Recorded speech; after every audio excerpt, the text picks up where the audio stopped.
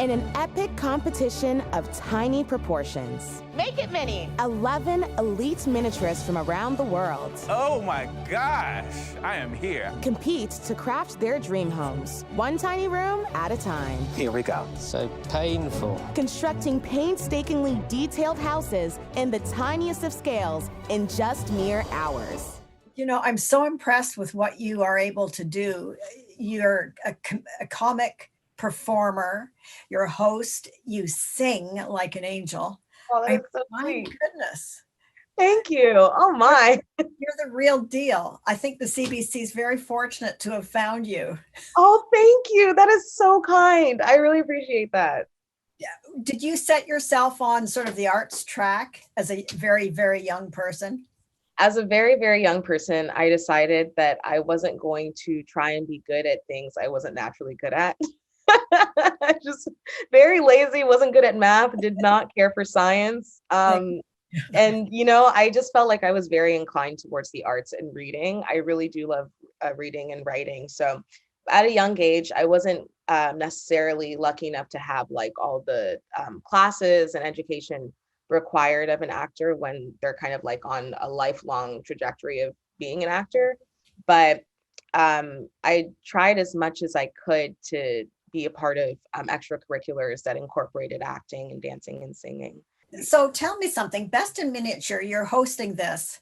What is the deal of creating things that are 1:12 ratio in size? Yeah, it's like, it's so funny for something that's so small. It's like such a big deal. Like, I do not have the education or like even the language to fully describe how a miniature is made. I definitely do not even know the ins and outs. But the biggest aspect of creating something that's like 1:12 scale is that you have to be incredibly meticulous. You have to be so careful, but you also have to have like an aesthetic eye, and your measurement has to be completely to scale. So you have to master all these different skills that I genuinely have like 1/4 of. So Yeah, same here, yeah. yeah, the biggest deal with watching these things being made is just seeing the craftsmanship, like the amount of work and knowledge and like work hours you have to have under your belt to create these miniature items is like no other, like nothing else I've seen. I think it's terrific too that you have a range of age in the contestants. You don't see that a lot in reality shows. So you have an older woman who's been at it for decades, and you have like young hip, this kid from New York who's just sort of landed on it. I mean, it's wonderful. I really enjoy it. But I also want to celebrate your kindness with these people, because I assume that they're loners because they do so much fine work on their own.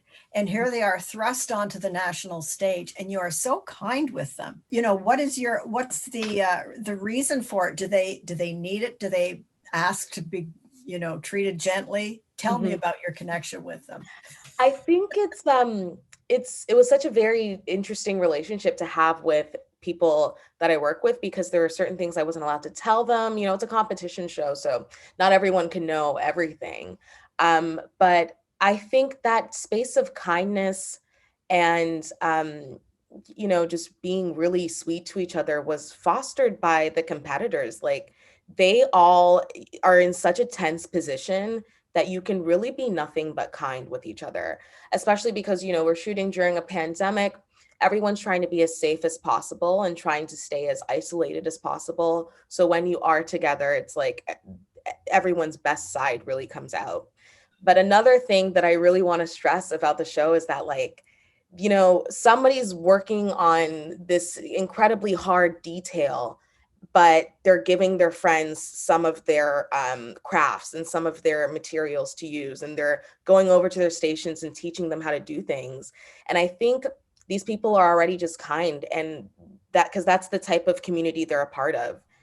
I think creating miniatures is such a sweet thing. It's the sweetest thing you could do. So they have no choice but to be like sweet people. Well said. That's really cool. And I was reading about miniatures a little bit because I know nothing. And apparently the silent screen actress Colleen Moore had a small castle about that tall, $7 million. Yes. Yeah. And she had Walt Disney actually paint the paintings. I mean, I would love now following the show, seeing your Yes. show, I would love to go to Chicago and see this thing. I bet you would as well. Oh my gosh, there are all these like doing the show has really opened up this entire world of miniatures for me because I only know what I can see on like Instagram of like people making like a miniature waffle or whatever, like really cute things. But then talking to Emma Waddell, who's one of our judges, she has this extensive knowledge on how miniatures are made, the history of them. She knows a lot about her peers who also make miniatures. And these things go for a lot of money. Like it's crazy. The amount of work hours that go into it and materials and how meticulous you have to be. It's like, no wonder they sell for millions and millions of dollars. That's incredible. And I think so worth it. And because I think people develop obsessions. So Yes. you clearly became I'm not going to say you became obsessed, but maybe fascinated Yeah. by the miniature. Oh my gosh. That is Completely so thrown. cool. Do you have hobbies that obsessions? That is such a good question that I ask myself weekly. Like I had to sit down last night actually and be like, what are my hobbies? Because every hobby I've had since I was a kid, I've now monetized and they've become jobs. So like my hobby used to be improv, stand up or like sketch, just being funny. And now it's like a thing that I have to think seriously about because it's my job. But my hobbies, I'm really trying to force myself to have more of them, especially since the pandemic has kind of ruined my ability to pay attention. But I'm deciding today that my new hobby going forward is going to be yoga. I really I've been spending a lot of time in bed and kind of just sitting around and my body's starting to feel it. So I think going forward I'm going to really tap into yoga a bit more, get back into writing. I used to write so much, but now that I do it as a career, I don't write things that I just want to write randomly anymore. Right. That's important to make time for that kind of thing. And good luck on the yoga. That's Thank you. Very healthy, very healthy. Regarding this hour has 22 minutes. You're the youngest cast member ever.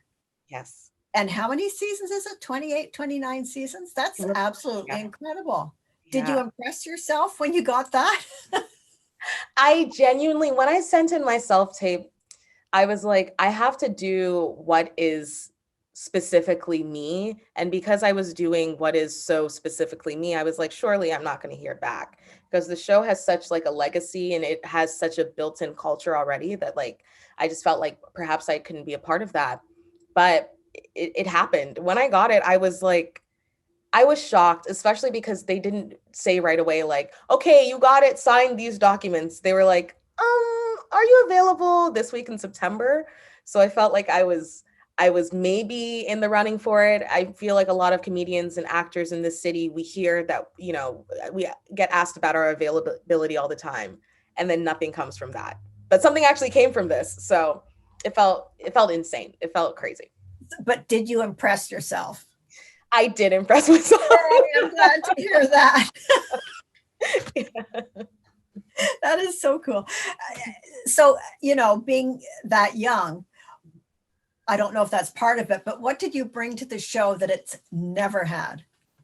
I think that the show has tried in the past to have a voice that kind of spans all of Canada, even though it's very specifically, East Coast stuff. We really do focus on a lot of issues that are local to Nova Scotia. But I was kind of afraid of being hypercritical of like racism and sexism. And I don't think that I can confidently say that the show has tackled the issues of race in the way that I have since being here. And I think the reason being is because I'm the kind of person where I was raised around people who mostly looked like me for most of my life. Being on a show where that isn't necessarily the case, the demographic of the audience that watches 22 minutes doesn't necessarily look like me. And so I think that I bring a perspective about my specific positionality that kind of echoes what Black people my age and my gender feel that has never been on 22 Minutes before. And I hope that it's opened the doors for more people like me to be on the show and represent those voices. That's fantastic.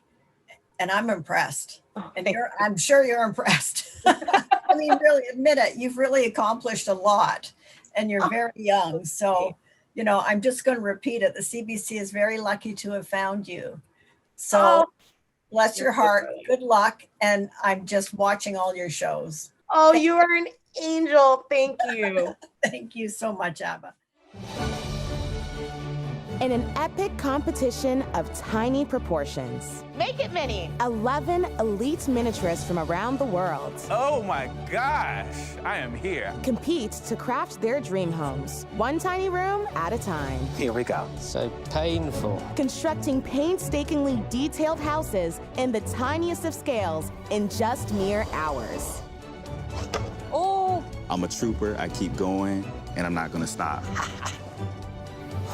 And they'll do this all under the watchful eyes of the judges. I'm quite intimidated by that. Miniature guru Emma Waddell I'm loving the story that you're telling us, not just with your skill, but with your imagination. and interior design expert Michael Lambie I love the fantastic use of space. will decide who will walk away with a world-renowned residency and a grand prize valued at $15,000, pressure, pressure, pressure. Who doesn't like winning? and whose tiny dream will come to an end. Go tiny or go home. I'm Aba Amuquandoh, and this is Best in Miniature.